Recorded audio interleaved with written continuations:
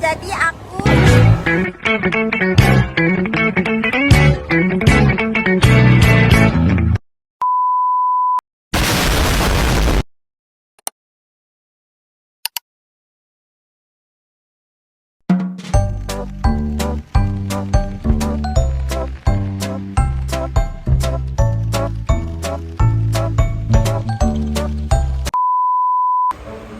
Halo teman-teman, Assalamualaikum warahmatullahi wabarakatuh.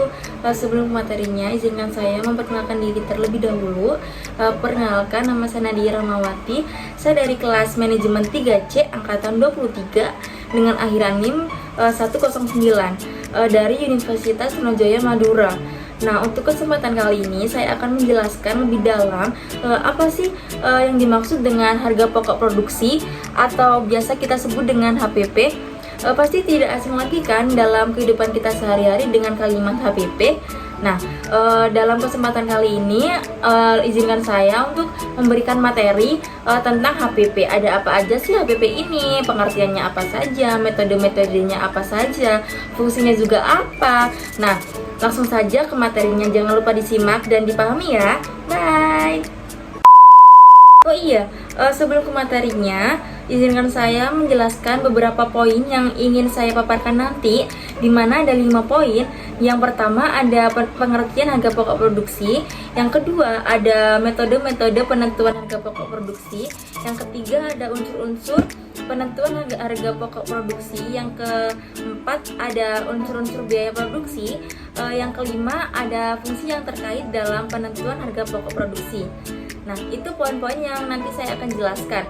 Langsung saja ke materinya, jangan lupa disimak. Lanjut ke poin kedua.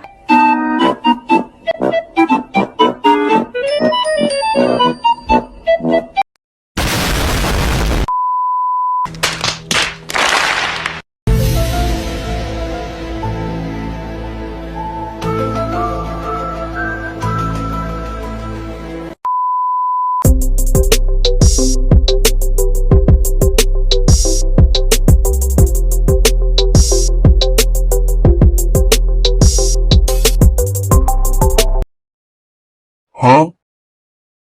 Huh? Lanjut ke poin kedua. Poin kedua adalah kita membahas tentang metode-metode yang ada di dalam penentuan harga pokok produksi. Di dalam metode-metode HPP ini terdapat 7 metode. Yang pertama ada metode biaya langsung, direct costing. Yang kedua ada metode biaya penuh, full costing. Yang ketiga ada metode average cost. Yang keempat ada metode FIFO, first in first out. Yang kelima ada metode LIFO, last in first out. Yang keenam ada metode spesifik. Yang ketujuh ada metode activity based costing. Dan saya akan menjelaskan satu-satu dengan jelas. Yang pertama ada metode direct costing atau biaya langsung. Nah, metode ini hanya menghitung biaya variabelnya yang terkait dalam proses produksi, yang hanya menghitung biaya bahan baku dan biaya tenaga kerja. Contohnya tuh seperti perusahaan makanan dan minuman olahan ya teman-teman. Seringkali perusahaan tersebut menggunakan direct costing untuk menghitung HPP. Mereka hanya fokus pada biaya tenaga kerja dan biaya bahan baku saja. Yang kedua ada metode penuh, full costing. Metode ini menghitung seluruh biaya produksinya, termasuk biaya variabel maupun tetap, mencangkup biaya bahan baku, biaya tenaga kerja, biaya overhead pabrik, jadi semuanya teman-teman. Contohnya tuh seperti pabrik semen ya. Pabrik semen ini menghitung seluruh biaya produksinya, termasuk biaya variabel maupun tetap, untuk mendapatkan gambaran yang lengkap berapa pengeluaran harga pokok produksinya. Yang ketiga ada metode average cost atau biaya rata-rata. Nah, metode ini menghitung rata-rata semua unit yang diproduksi dalam periode tertentu. Metode ini cocok untuk produk yang homogen. Contohnya tuh seperti perusahaan farmasi, pabrikan obat yang memproduksi sejumlah besar produk yang serupa dapat menggunakan metode average cost untuk menghitung HPP-nya agar lebih sederhana. Yang keempat ada metode FIFO, first in first out, di mana metode ini mengasumsikan bahwa barang yang pertama kali diproduksi adalah barang yang pertama kali dijual. biaya barang yang terjual berdasarkan biaya produksi awal. Contohnya tuh seperti perusahaan retail makanan atau supermarket gitu. Supermarket ini banyak menggunakan metode FIFO untuk mengelola persediaan barang segar atau makanan segar seperti sayur dan daging agar makanan yang lebih lama disimpan dapat terjual terlebih dahulu. Yang kelima ada metode LIFO, last in first out, di mana metode ini mengasumsikan bahwa barang yang terakhir kali diproduksi adalah barang yang pertama kali dijual. Biaya barang yang terjual dihitung berdasarkan biaya produksi yang terbaru. Contohnya tuh seperti perusahaan retail baju ya, atau toko baju. Mungkin beberapa toko baju ini menggunakan metode LIFO ini untuk pengelolaan inventarisnya. Apalagi terutama mereka itu menjual barang yang musiman dan ingin memastikan bahwa barang yang terbaru terjual terlebih dahulu. Yang keenam ada metode spesifik. Metode ini digunakan untuk barang yang unik atau antik dan tidak homogen, di mana setiap unit produk akan dicatat secara spesifik. Contohnya itu seperti perusahaan seni dan antik ya teman-teman. Galeri yang menjual karya seni atau barang antik akan menggunakan metode spesifik untuk mencatat setiap karya seni atau barang antik yang akan dijual. Nah, yang terakhir ada metode activity based costing, di mana metode ini mengalokasikan biaya overhead berdasarkan aktivitas yang menyebabkan biaya tersebut. Metode ini tuh sangat akurat untuk mengetahui biaya sebenarnya pada produk tersebut. Contohnya tuh seperti perusahaan konstruksi atau kontraktor ya teman-teman.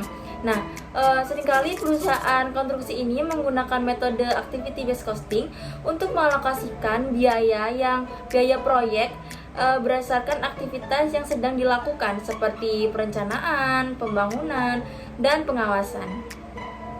Nah, itu dia metode-metode HPP yang ada di poin kedua. Semoga bisa dipahami. Kita lanjut ke poin ketiga. A few moments later. Nah, poin ketiga kita akan membahas tentang unsur-unsur penentuan harga pokok produksi. Nah, di mana ada 3 unsur. Yang pertama ada biaya bahan baku, yang kedua ada biaya tenaga kerja langsung, dan yang ketiga ada biaya overhead pabrik. Kita akan mendalami satu-satu ya teman-teman, jangan lupa disimak. Jadi poin ketiga ini menjelaskan tentang unsur-unsur penentuan harga pokok produksi.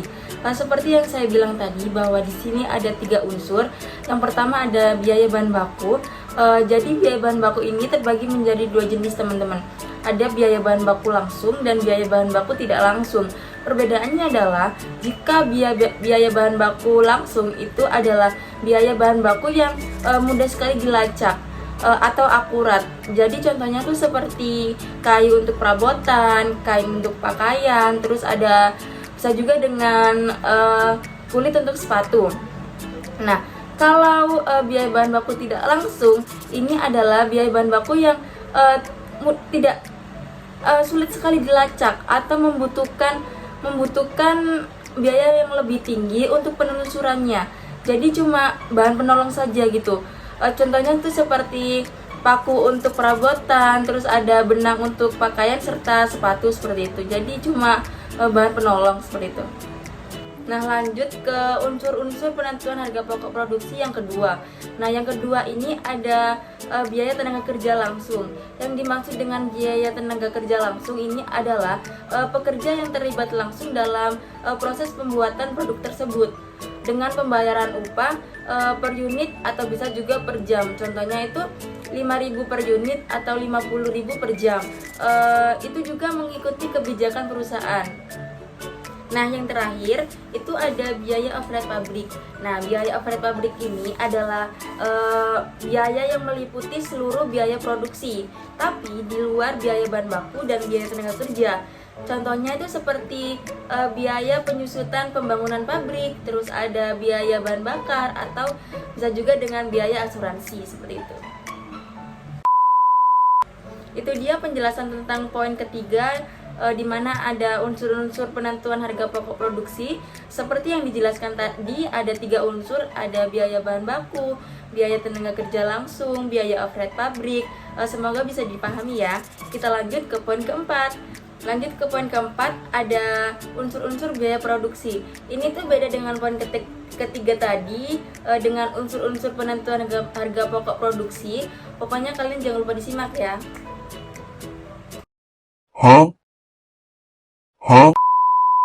Jadi di dalam poin ke-6 ini ada unsur-unsur biaya produksi. Ada 7 unsur biaya produksi yang ingin saya jelaskan, di mana yang pertama adalah biaya bahan baku. Biaya bahan baku adalah bahan yang diproses menjadi produk akhir, di mana penggunaannya itu dapat dilacak serta menjadi elemen yang penting dalam produk tertentu. Yang kedua ada biaya tenaga kerja.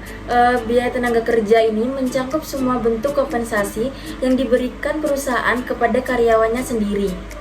Yang ketiga ada biaya overhead pabrik.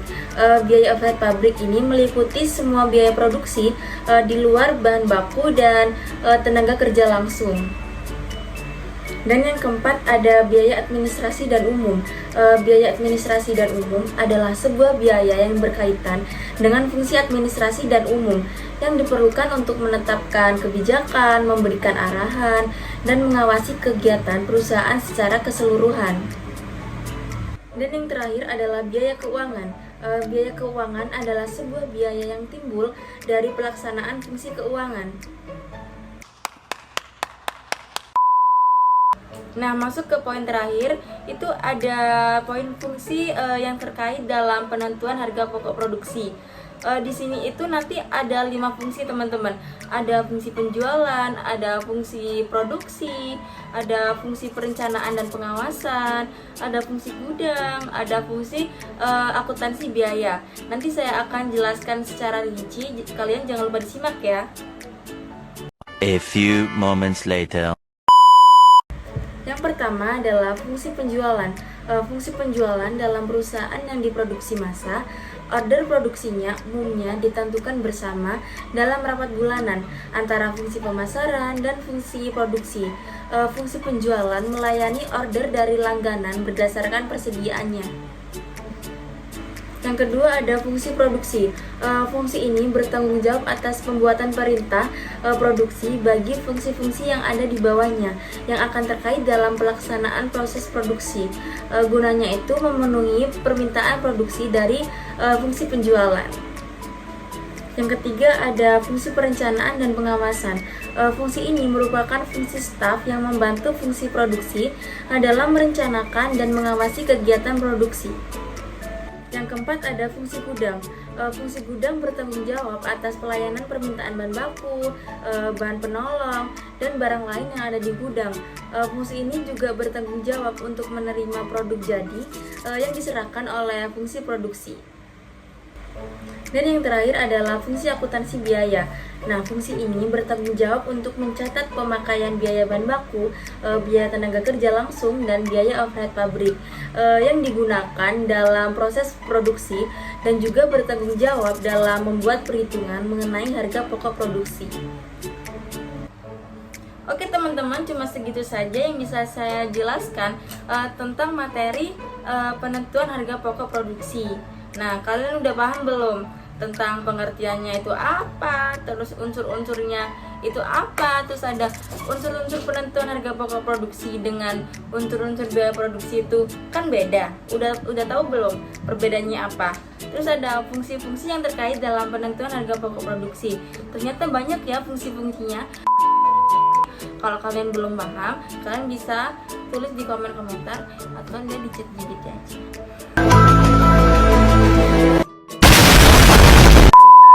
Semoga ilmunya bermanfaat ya, dan bermanfaat juga untuk aku. Amin. A few moments later. Oke teman-teman, terima kasih ya. Bye bye. Oh iya, jangan lupa like, comment, subscribe. Like, subscribe, comment. Terima kasih ya teman-teman. Terima kasih teman-teman. Ya Allah, terima kasih ya, bye. I love you.